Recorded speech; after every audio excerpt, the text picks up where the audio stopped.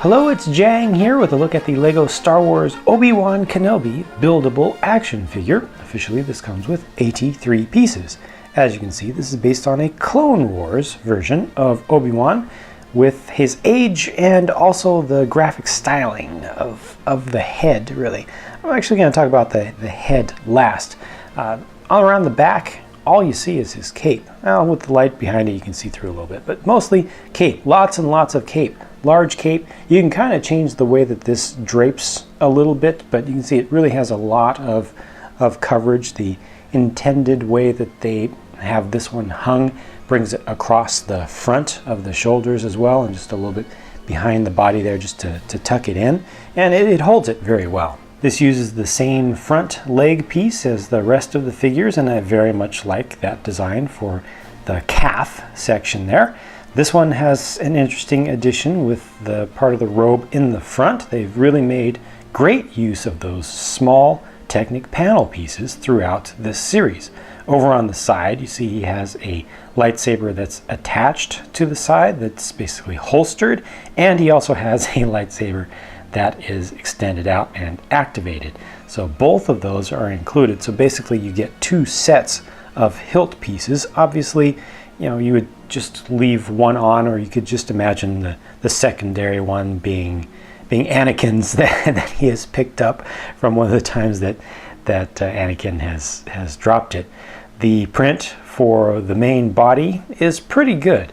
I think it doesn't have quite as much realism just at first glance to me as some of the other ones, just because of the color scheme. I think they still did what they could within the kind of defined artistic style that they came up with to use across all of these to get it as good as they could, and it still kind of fits in pretty decently well with the style of what they did with the head. Now, the head itself is made of two different types of plastic. So there's the light flesh color, and then there's the what is that color? What is that color? Well, it's brown. I don't know what the official term for it is. This, to me, I don't know. It definitely works for the Clone Wars animated series. You know, they've got the angularity to it and everything, but to me, it's just, I mean, I'm looking through adult eyes. Unfortunately, it's really, really tough for me to go 100% over to connecting with my child side, and on this, it just looks extremely toyish for especially young kids, whereas many of the other figures in this line that don't have the flesh-colored human heads, I feel like they could appeal to a much higher age range. This is intended for kids aged 7 to 11, or 7 to 12, those are the recommended ages. To me, this feels more like something that's closer to the 4 to 7 range. Just completely subjective, though. I think they did a good job with it. It is on a ball joint, so it's able to rotate around. You can get any kind of movement out of it. Has a good range, even bending towards the front, even with the beard there. So it all works out well. I think it works well. It's just subjectively difficult for me personally to like this.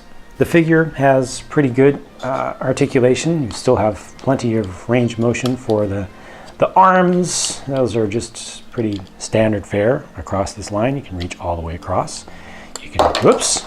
You can pop that off on accident. You do have to be careful sometimes, and this is just a consistent thing with these ball joints. They have more range of motion with one alignment. If you do it this way, you're limited there. If you do it this way, then you're limited forward to back, but you get more range this way. And just, you know, there's limitations with the positions of the armor, and there comes a point where it gets stopped. Interestingly enough, doing this with it aligned just that way, it's actually hitting the inner armor piece that you don't even get to see with this cape on there, because when you look at this from the back, look at that. They have a full body piece on the back, and they've got kind of fillers in the shoulders, or behind the shoulder section. So that's actually probably more than they even need to do. And as a matter of fact, I'm certain that's more than they need to do. All that right there ends up doing is just bulking up the body, how the body kind of extends out, just shaping the back with the cape down. So that was nice of them to actually include that in there, but it does just make you have to think a little bit about how you rotate the shoulder around. The legs, interestingly enough, do get just a little bit of limitation with the robe in the front, but this is able to move a little bit off to the side to allow you to kind of bypass that. So you can still kind of bring the leg around that.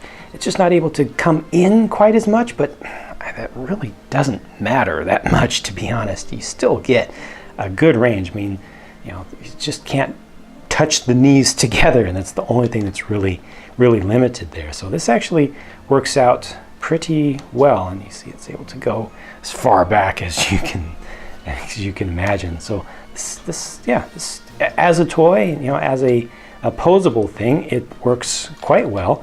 They intend for you to connect the hands together because they keep the axle in there by default in the off hand. So you can just connect these together like so. So you get the double hold on the lightsaber, but as many people have pointed out, it can look nicer to take this secondary piece off and just move it down here, leave out the extra axle. Well, excuse me, don't leave it out, but use the extra axle to just connect the hands directly together, and that can actually be a better look, possibly even a more realistic look.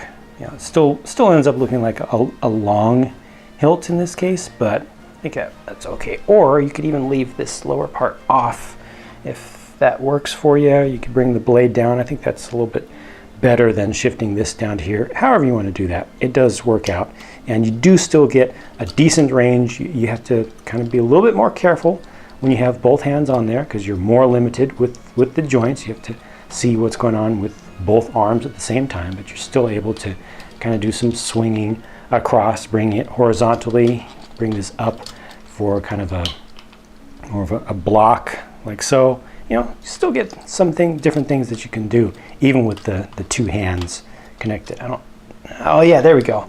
Do the do the Emperor Palpatine twisting thing like that. All told, I think it's a good figure, a good toy. I personally don't like the head, but that's just me. It's not Lego's fault, and it's not the fault of the toy itself. Everything else I agree with the design decisions, and I think that it's nicely done and actually looks pretty good on display. It has good proportions and good coverage of everything. Let me know if you have any thoughts about this that you would like to share with myself and or the rest of the viewers, and I've got more videos to make, so I'll be talking to you again very soon.